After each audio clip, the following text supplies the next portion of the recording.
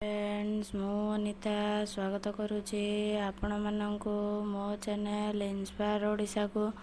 आशा करे आपण माने भलरे थिबे मु मध्य भलरे अछि। आज जो टॉपिक टे बा जो समाज को वार्ता देबा पई जो टॉपिक मु भाबी के आसीची सेही गल्प माध्यम रे ही आपण माननकु मु वार्ता देबी। आशा करे आपण माननकु मो वीडियोटी भल लागिले मो वीडियो रे लाइक कमेंट शेयर करिवे एवं मते टिके सपोर्ट करिवे काहेकि आपण मानकर गोटे गोटे सपोर्ट ही मते आगु को जीवार प्रेरणा दबो।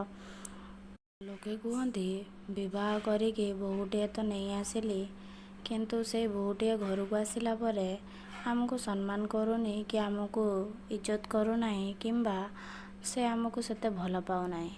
केबे थरे भी से परिवार रो कोनोसी भी सदस्य बुझिबे पई चेष्टा करंतनी कि से कोन पई एपरि करू नाही। जेतेबेले आपणकर निजर झीलटे हो कि निजर पुटी को बाप माँ जमती भल पाती गोटे बहुटे जितेबाला आपण मैंने करके आणुचंती अन्य घर झीलटे आणुचंती तांको भी मध्य सेमती भल पाइबा दियंतु।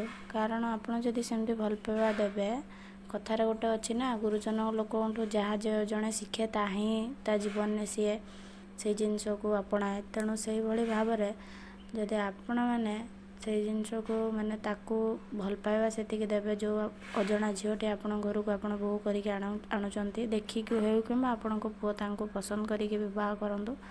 आपण जदि तांको छुआंक परिका टिके भल पाइबा देबे कि टिके स्नेह ममता देबे जमिति कि आपणकर निज झीलटे हेले आपण रोकठोक करचंती रोकठोक करवाटा ठीक किंतु सबु क्षेत्र में रोकठोक करंती। अनेक परिवार अछंती निज झीलटी को जेकोसी कपड़ा पिंधिया को देबे कि तार भल मंद सब किछि को बुझिबे किंतु गोटे पर घर आनी झील को केबे से फ्रीडम मिले ना। तेणु सेटा भी गोटे बहुत बड़ कारण।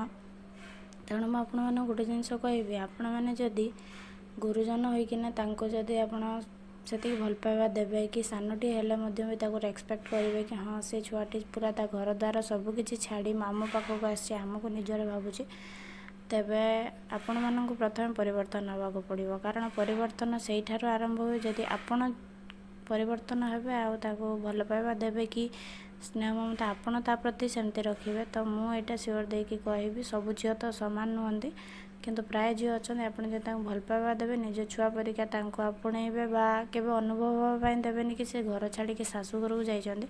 तबे मु एतिकी तो कहबी गोटे मध्य आपणको सेतिकी माँ बापा परि सम्मान करिवो।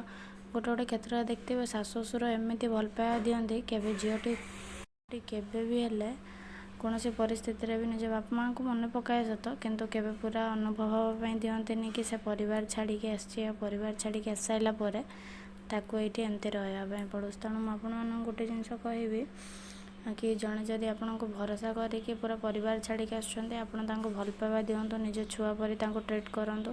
तबे देखिबे समय परिस्थिति जदि भी सी आपणकर भल पाइबा को गलत रास्ता रे नौचंती समय अनुसार से निश्चय बुझी पारे आपणको मध्य सेमती भल पाइबा देबे बाप माँ हिसाब से श्रद्धा स्नेह करेंगे सान मानक बड़ मानक सम्मान स्नेह करेंगे।